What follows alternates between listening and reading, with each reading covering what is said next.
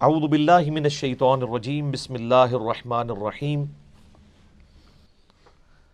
وَإِذْ أَخَذْنَا مِيثَاقَكُمْ لَا تَسْفِكُونَ دِمَاءَكُمْ، اور یاد کرو جب ہم نے تم سے یہ عہد بھی لیا تھا کہ تم نے اپنے لوگوں کا خون نہیں بہانا، کسی کو ناحق قتل نہیں کرنا، وَلَا تُخْرِجُونَ أَنفُسَكُمْ، اور نہ گھروں سے ایک دوسرے کو نکالنا ہے، من دیارکم، اپنے گھروں سے، ثم اقررتم، اس کے بعد تم نے اقرار کیا، وَأَنْتُمْ تَشْهَدُونَ، جبکہ تم اس پر گواہ بھی تھے کہ اللہ نے یہ عہد لیا کہ یہ اصل میں 12 قبیلے تھے نا، تو جب فلسطین فتح ہوا تو انہوں نے چھوٹی چھوٹی 12 ریاستیں بنا لی، ہر قبیلے نے ایک ریاست بنائی، لیکن پھر آپس میں وہ لڑتے تھے، آپس میں جب لڑتے تھے ایک دوسرے کو قتل کرتے تھے، تو ان میں سے کچھ وہی مسلمان بنی اسرائیل میں سے اپنی جان بچا کے غیر مسلموں کے پاس پناہ لیتے تھے، رومنز کے پاس، وہاں پناہ لیتے تھے، وہ ان کو اپنا غلام بنا لیتے تھے.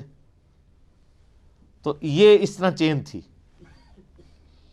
تو اللہ فرماتا ہے ہم نے تو تمہیں منع کیا تھا کہ یہ حرکتیں نہیں کرنی، قتل نہیں کرنا، کسی کو اس کے گھر سے نکلنے پر مجبور نہیں کرنا.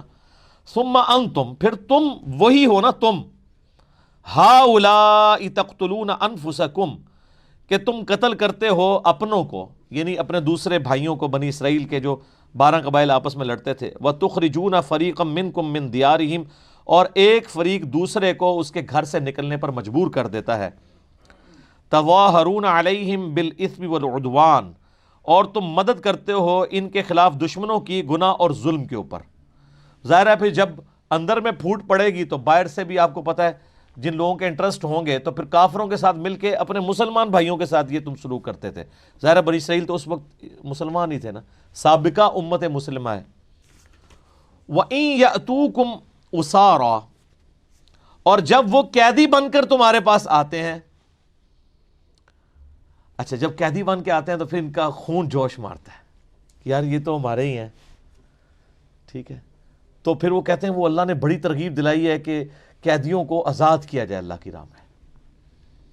پھر وہ فدیہ دے کے ان کو آزاد کرتے تھے، کہتے تھے تو ثواب کا کام ہے، حالانکہ وہ بیچارے غلام تمہاری وجہ سے بنے ہوئے تھے، ان کی غلطیوں کی وجہ سے وہ نکلے، ملک سے نکلنے پر مجبور ہوئے اور کافروں کے ہتھے چڑھے.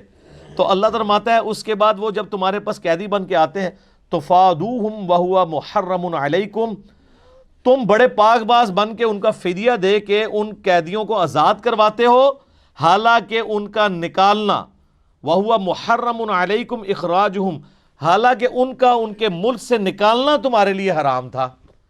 اصل حرام تو تم نے کیا نا کہ ان کو اپنے ملک سے نکلنے پر مجبور کیا، اس کی وجہ سے وہ کافروں کے غلام بنے. اور جب غلام بن کے وہ بازار میں بک رہے ہوتے ہیں اور تمہارا خون جاگتا ہے کہ یہ تو ہمارے اسرائیلی بھائی ہیں، تم پیسے دے کے ان کو چھڑواتے ہو اور کہتے ہو یہ ثواب کا کام ہے. تو یہ اللہ تعالیٰ پھکی دے رہا ہے، یہ پھکی ہے، اینٹی وینم ہے کہ یہ تو بڑا ثواب کا کام کر رہے ہو، بتاؤ یہاں تک پہنچے کس کی وجہ سے ہے.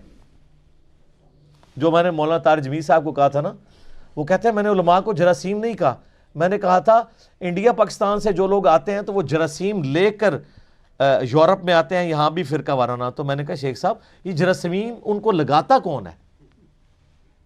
کسی گھوڑے کو ہاتھ لگایا تھا انہوں نے، یا کسی اسکواش کے پلیئر کو ہاتھ لگ گیا تھا غلطی سے ان کا، یا کسی پولیٹیشین کو ہاتھ لگا تھا، یا مولویوں کا ہاتھ لگ گیا تھا؟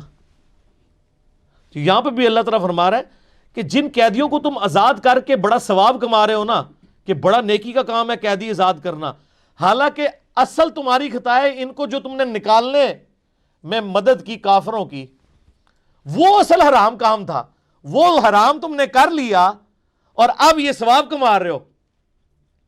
تمہارے حرام کام کی وجہ سے تو بیچارے قیدی ہوئے تھے، تو تم نے وہ حرام کام کیا کیونکہ وہ بیچارے اس نہج تک پہنچتے. اب آ رہا ہے یونیورسل ٹروتھ، آفاقی حقیقت اس کے اوپر. افتؤمنون ببعض الکتاب وتکفرون ببعض، تم اللہ کی کتاب کے کچھ حصے پہ ایمان رکھتے ہو اور کچھ کو چھوڑ دیتے ہو. یعنی اس پہ تو ایمان رکھا تم نے کہ قیدیوں کو آزاد کرنا ثواب کا کام ہے، لیکن جو ان کو قتل کر کے یا ان کو مجبور کیا اپنے ملک سے نکلنے پر، وہ بھی تو اللہ نے کتاب میں ہی نازل کیا تھا، اس پہ تو تم ایمان نہیں لے کر آئے. آدھے دین اپنی مرضی کا لے لیا اور آدھا دین اپنی مرضی سے چھوڑ دیا. اور یہ سب کچھ ہم بھی کر رہے ہیں. یہ مسلمانوں کے اندر یہ رائج ہے کہ وہ رمضان شریف کا خدا اور ہوتا ہے اور غیر رمضان کا اور. رمضان میں ماشاءاللہ یعنی ایسی نمازیں پڑھتے ہیں کہ جو پکے نمازی ہیں وہ بھی پریشان ہو جاتے ہیں کہ یار مطلب ہم بھی اس طرح کی نماز نہیں پڑھ سکتے. لیکن جیسے ہی عید کا چاند نظر آتا ہے تو صبح کا بھی انتظار نہیں کرتے, کیونکہ شیطان رات کو جو آزاد ہو جاتا ہے اسی وقت ویلکم کہتے ہیں. اور جناب آپ دیکھ رہے ہیں نوجوانوں کو اسلامی بہنوں کی خدمت کے لیے بازاروں میں گھوم رہے ہوتے ہیں, ٹھیک ہے, کسی نے سودا کسی کا وزنی ہو تو جا کے مدد کر دیں, اس لیے جا رہے ہوتے ہیں نا. تو یہ چند دین کے چند حصوں پہ عمل کرنا, بعض کو عمل کرنا, بعض کو چھوڑ دینا, یہ ہر جگہ اپلائی ہوتا ہے. قرآن اس لیے تو استعمال ہو رہا ہے کہ جی اس کی تلاوت کی جائے, اور جو اصل مقصد تھا اس پہ عمل کرنا وہ چھوڑ دیا. وہ بھی تو قرآن ہی کہہ رہا تھا نا, یہ قرآن اس لیے نازل ہوا ہے تاکہ اس پہ تدبر کرو, اس سے نصیحت حاصل کرو. سورہ صاد کے اندر وہ چھوڑ دیا اور کہا جی قرآن میں ہے کہ جی تلاوت کرو اس کی, قرآن حکیم کی, جیسا کہ تلاوت کرنے کا حق ہے, ٹھہر ٹھہر کے پڑھو. یہ عمل ہو رہا ہے, جو اصل مقصد تھا وہ چھوڑ دیا. اسی طریقے سے آپ احادیث کی کتابوں میں بھی آ جائیں, اگر نماز کے طریقے کی بات کریں کہ جی بخاری مسلم میں نماز کا طریقہ جو ہے وہ اس طریقے سے لکھا ہوا ہے, رکوع میں جاتے وقت اٹھتے وقت رفع الیدین, وہ کہتے ہیں آپ اس کو چھوڑ دیں, یہ تو اگر ہم کریں گے تو میرے ماں باپ کیا کہیں گے, میرے رشتہ دار کیا کہیں گے, محلے کے مولوی صاحب ہی ہمیں پکڑ لیں گے. ہاں بخاری مسلم سے آپ کو درود شریف کی فضیلت بتا دیں, کوئی دعا سکھا دیں, وہ کہیں گے ہاں جی یاد کر لیتے ہیں, اپنی مرضی کا دین لے رہے ہیں. تو اب وہ یونیورسل ٹروتھ آ رہا ہے کہ جو لوگ اپنی مرضی کا دین لیتے ہیں, یہ ٹروتھ صرف بنی اسرائیل کے لیے نہیں ہے, قیامت تک کے لیے.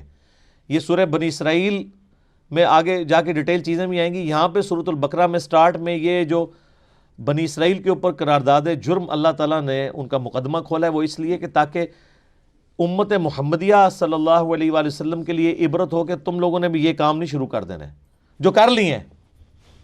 اللہ کو پتا تھا یہ ہونا ہے, لیکن اللہ تعالیٰ نے خبردار کر دیا. جس طرح اللہ کو پتا تھا کہ فرقے بننے ہیں, نبی علیہ السلام کے ذریعے بتا دیا, لیکن اس سے روک دیا کہ تم نے اس سسٹم کا حصہ نہیں بننا.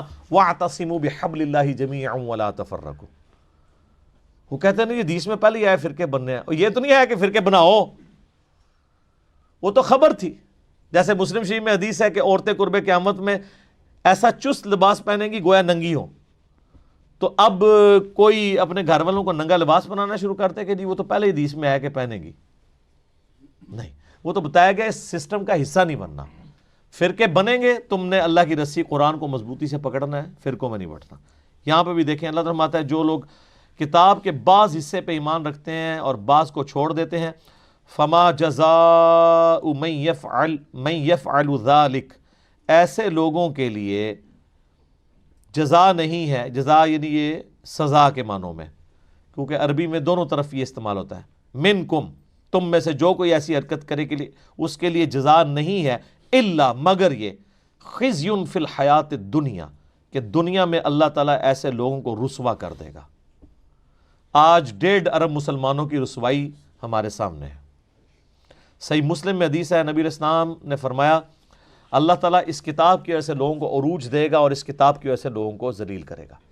صحابہ کرام علیہم رضوان کو, اہل بیت کو عروج اس کتاب کی وجہ سے ملا, اور بعد والوں نے اس کتاب کو چھوڑا تو ذلت اور خواری. اللہ نے فرمایا تھا کہ بعض حصہ بھی کتاب کا چھوڑ دیا تو مارے گئے, ہم نے تو کتاب کا اکثر حصہ چھوڑ دیا ہوا ہے.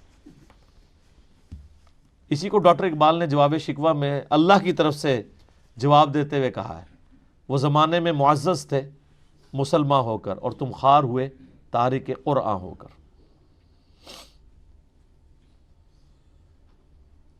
وَيَوْمَ الْقِيَامَةِ يُرَدُّونَ إِلَىٰ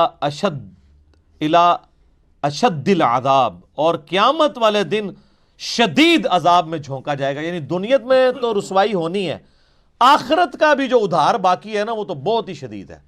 دنیا میں تو یعنی زیادہ سے زیادہ کوئی کتنا جی لے گا رسوائی کے لیے, 60 70 80 سال, لیکن آخرت کا جو عذاب ہے وہ تو بہت شدید بھی ہے, لمبا بھی ہے, وہ ابھی باقی ہے.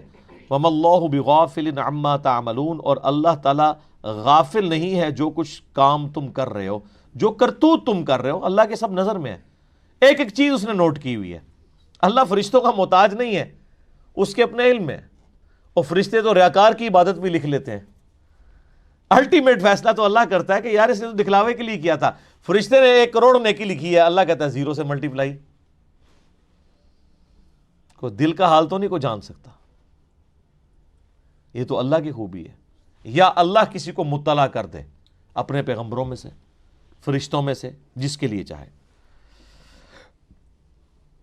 اولئک الذین اشتروا الحیاۃ الدنیا بالآخرہ, یہ وہ لوگ ہیں جنہوں نے دنیا کی زندگی حاصل کر لی ہے آخرت کے بدلے میں. آخرت بیچ دی, دنیا خرید لی. حالانکہ سمجھدار وہ ہے جو دنیا بیچ کے آخرت لے, جو سورہ توبہ میں ہے کہ اللہ تعالیٰ نے مومنین کی جانیں اور مال جنت کے بدلے میں خرید لیے ہیں. ایسی بیعت کے اوپر, ایسی تجارت کے اوپر ایمان والوں کو چاہیے وہ خوشیاں منائیں کہ اللہ کے آگے انہوں نے اپنی جان اور مال بیچ دیا, اس کے بدلے میں اللہ نے ان کو جنت دے دی. اور یہاں پہ اللہ تعالیٰ فرما رہا ہے ان لوگوں کی روش یہ ہے کہ انہوں نے دنیا کی زندگی خریدی ہے, آخرت کو داؤ پہ لگا دی ہے. وَلَا يُخَفَّفُ عَنْهُمُ الْعَذَابُ, ان لوگوں سے عذاب ہلکا نہیں کیا جائے گا. وَلَا هُمْ يُنصَرُونَ, نہ وہاں پر ان کا کوئی مددگار ہوگا.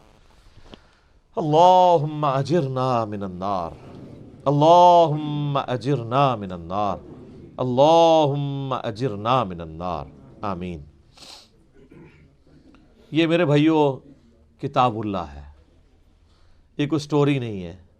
یہ جو کچھ اللہ تعالیٰ بتا رہا ہے یہ سب کچھ ہو جانا ہے.